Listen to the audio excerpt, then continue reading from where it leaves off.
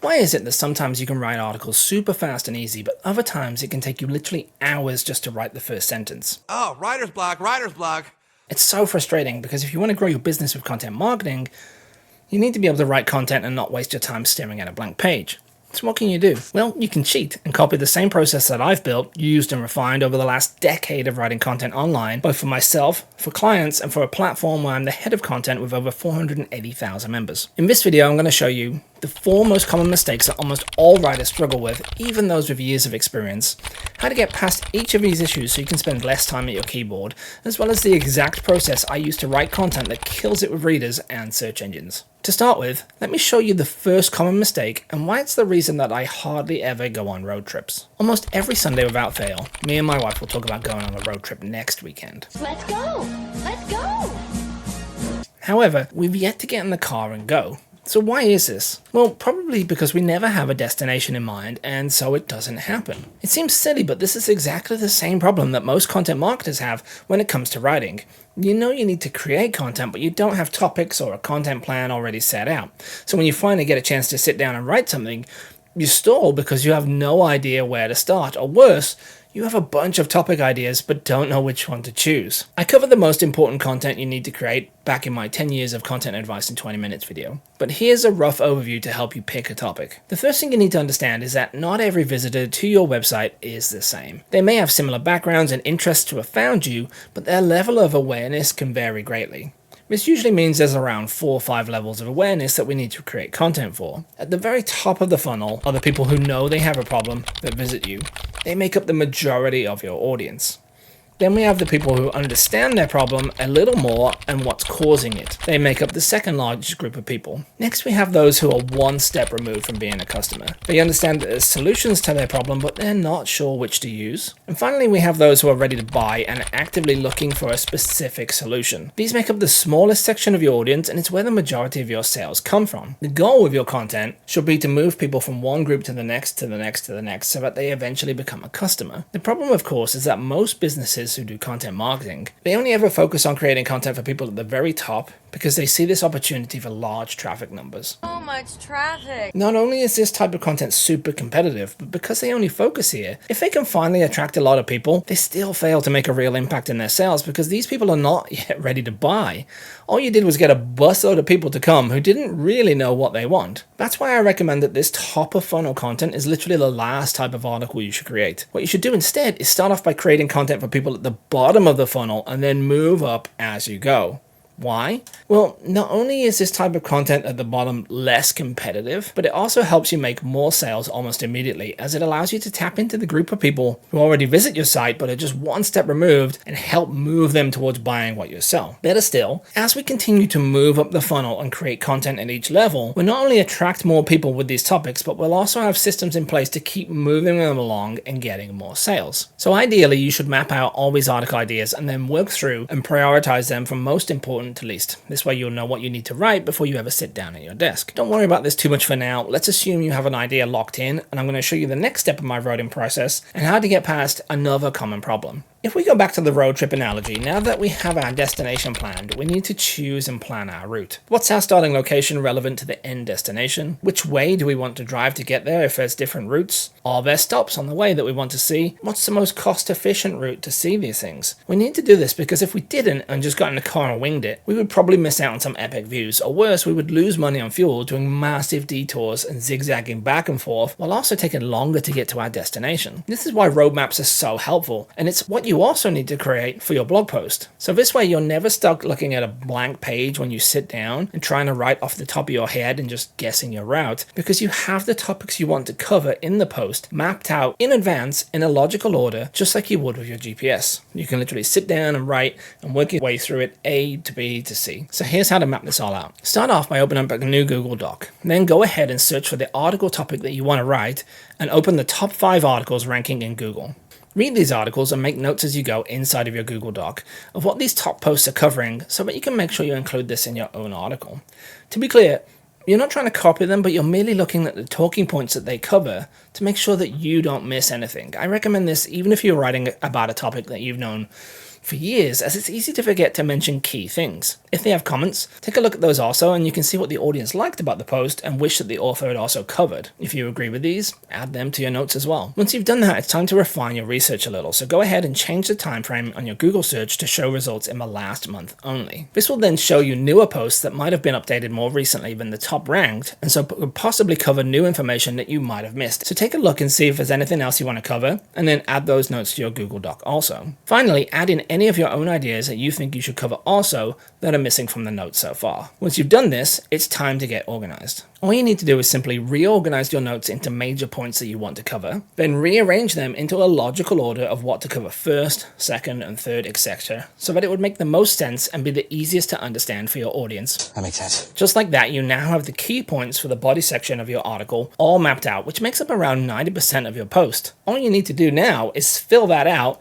and we've got the outline of a great first draft. That being said, there's still 3 missing elements from our post that we need to add into this outline before we start writing. However, we need to be smart about how we do this, because this next step, if missed, is like kryptonite for perfectionists. So the 3 remaining parts of our article are the headline, the introduction, and the conclusion/call to action. Each of these is insanely important. The headline is what gets the reader's initial attention. It's what attracts them to the page. The introduction is what hooks them and gets them to keep reading. If the intro sucks, you can start to lose people before they ever get to the main body section of the article. While the conclusion and the call to action is what gets them to take the next action. Maybe checking out our sales page, reading the next article, or becoming a subscriber. It's the main thing that gets the audience to keep moving forward. The problem, of course, is that because these are so important, most people get stuck here trying to write them perfectly the first time, and they never write the rest of the article. The reality is that great content comes from the editing process. We don't want perfection now, we just want good enough so that we can move forward and not get stuck here, and then improve this later on. So go ahead and add these following placeholders into your Google Doc. At the top of the page, simply write out your article topic as your headline. You can also format it by highlighting it and changing it to an H1 tag so it stands out, makes it easier to edit later on. For the introduction, we're going to use something called a BAB sequence, which stands for before, after, bridge. This placeholder helps us to find out some key information about the audience and the article topic, so definitely fill this out. So before, where is the audience now that you're writing for? Why are they searching for this topic? What do they want to know? What are they interested? After, where will they be after they finish reading this article? What's the benefit? Bridge, simply explain how they'll get there by reading the guide and remove any doubts. So for example, if I was writing a blog post version of this video where I'm teaching you a writing process, then this could be my BAB sequence. So before, the viewer is currently writing content, but they struggle sometimes. After, they want to write easier and faster, and the bridge is, if they read this guide, watch this video, I'll show my own writing process so that they can achieve these results. Super simple. That's all your BAB sequence needs to be for now, just to keep you on track. Finally, at the bottom of your document and under all your notes, write conclusion/CTA, and then again format it as an H2 heading. Then underneath that, write 2 bullet points. Recap the pain point, end goal, and benefit if achieved, and then the second bullet point is a call to action to do the next thing. We don't need to write this. You can leave these as they are for now. We'll fill it in later in the editing process. It's much easier to write this at the end of the post rather than filling out here, because at the end we already know what the article covers because we've written the rest of the content. Now that we have this done and we have this outline, it's time to smash out our first draft in under 30 minutes. So the majority of the work we're going to be doing is writing the body section. This part is my favorite because it's the easiest part of the guide to write. All we really need to do is fill out each of the points that we've added in our notes. That being said, we can still improve how we write each section by using what I call the what, why, how, and show method. This is great because it helps fill a logical flowing structure to each point that the audience is interested in. So what are we covering in this part? Why does this matter to the reader? Show them how to do this, or show them why it matters, ideally with images and screenshots for added context. If you look closely, or if you go back and listen, I've been doing this again and again for this video as we go through each major point. For example, if we look at the last section, what are we covering? How to write the headline, the intro, and the CTA. Why does the audience care? These are the most important elements of a post or a video. However, because of this, they are what stop most people writing, especially if you're perfectionists. How and show. Trick is to use placeholders and then move on and edit later. So see how I used that exact same structure and formula? That's all you need to do. You just rinse and repeat that process until you finish the body section, and then we can come back later and edit it even more and polish it up to turn it into something really awesome. So speaking of editing, in 2004 there was a combined study by Northumbria and Sheffield universities looking into websites. More specifically, they wanted to measure the reader's perceived trust or mistrust of a range of health websites when looking at everything from official government blogs to small mom and pop blogs. What they found surprised them because almost across the board, people trusted the smaller sites more than the official sites. Not for any conspiracy theories or anything weird like that. It was simply because the official sites were just these massive walls of text that were hard to read, while the smaller blogs had better design and images. What was even crazier is that was often the exact same information, just better presented. Now we know we shouldn't judge a book by its cover, but we do. So this is why one of the most important first edits we can do is a suite of edits for appearance and perception. This way we won't lose people as soon as the page loads. Good news is that all of these are super easy to do. If people can't read the text, or even if it looks like it's hard work to read your article, they'll bounce. But a good layout and readable text can actually help make them stay. So one of the core things we can do is just make sure our page width is no wider than 900 pixels. This makes it easier on the eyes and looks good. Too wide or too narrow and it's hard to read. Likewise, make sure your font is 18 point or larger and use a sans serif font like Arial or Helvetica. Speaking of bounce rate, never have an article header image that's so large that it goes below the fold, i.e. below the bottom of the screen. If the reader has to scroll down the page before they can even start reading the intro, you run the risk of losing them. People are inherently lazy, so the harder you make it to do something, the more you'll turn them away. If they can't even see the text,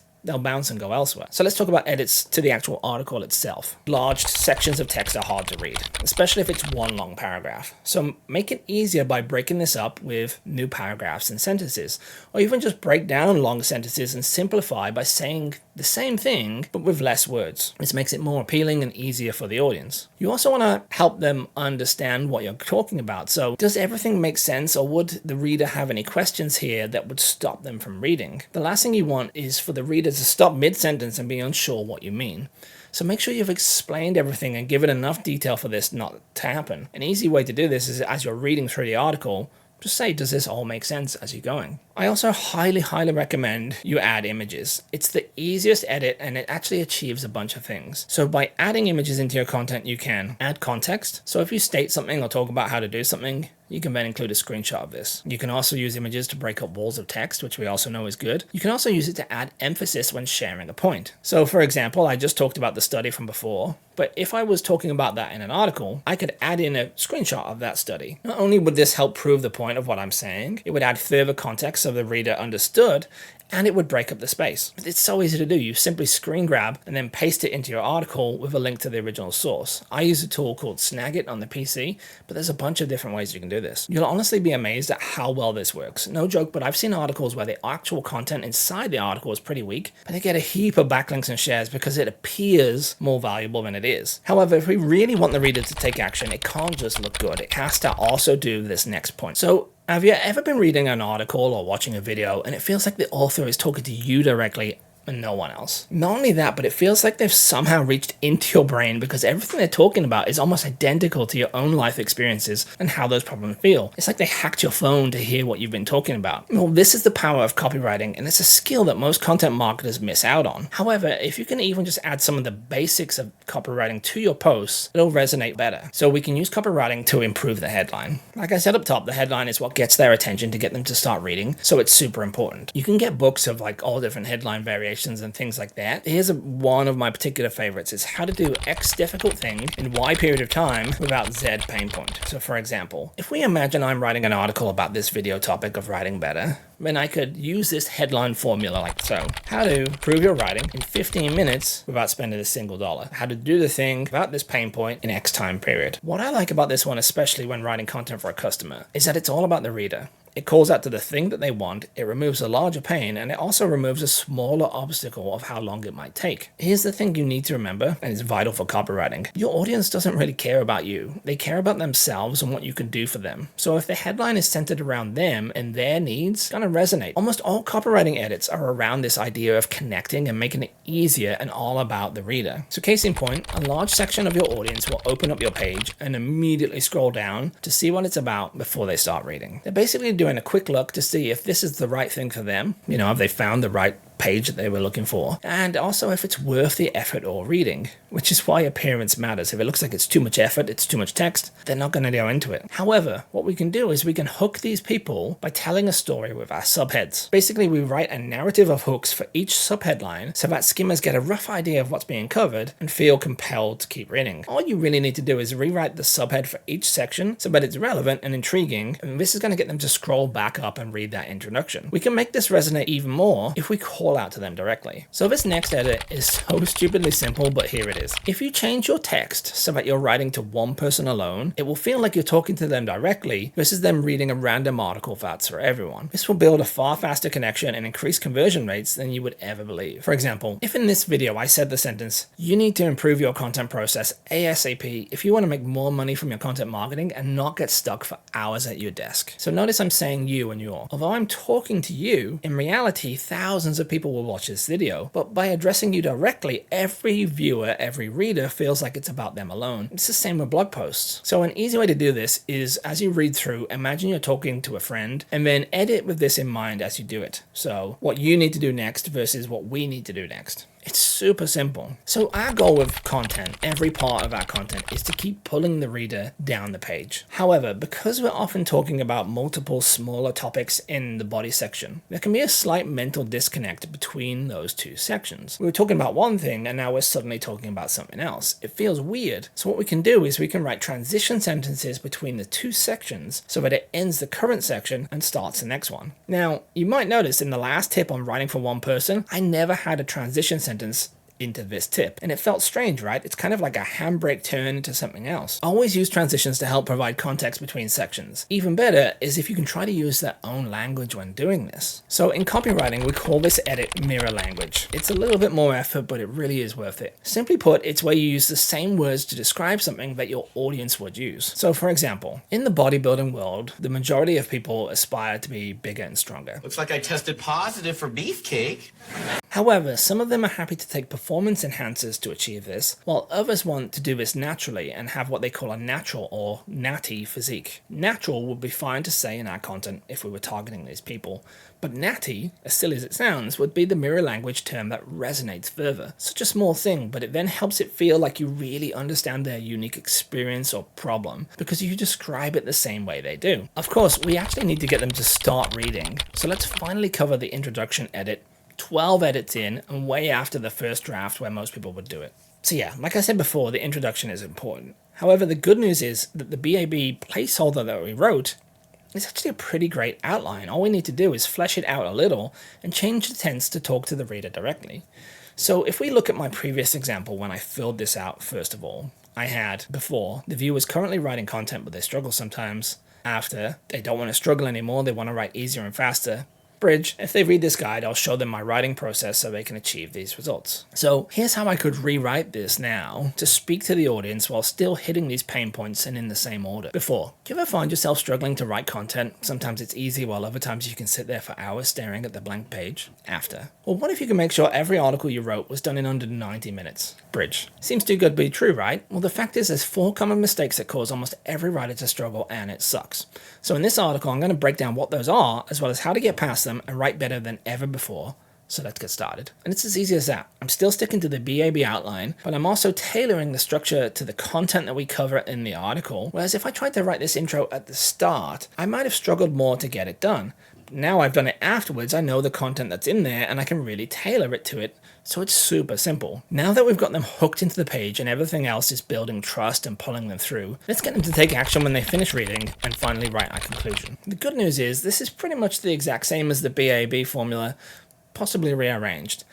Only this time we're kind of twisting the knife and making it worse. The reason we do this is that people get the same dopamine release from reading how to solve their problem as they do from actually solving it and doing the thing. This means they can read your post and then not take action because they feel good. Hence why we have to make the pain of inaction even worse, otherwise they'll never do the thing. So we can just simply flesh out that placeholder. So if you remember, it was recapping the pain point, recapping the end goal and the benefit they achieved, and then a call to action to do the next thing. You can move these around. It doesn't have to be a strict structure like with the BAB. Just make sure to hit on each of them. So for example, if I was to do the same for this article, the benefit could be So as you can see, it's much easier to write content once you have a system in place to follow, pain point and goal.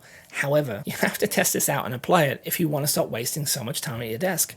Otherwise, you'll be stuck in the exact same place as you are now, spending hours struggling to write without your business growing. So definitely give this a try.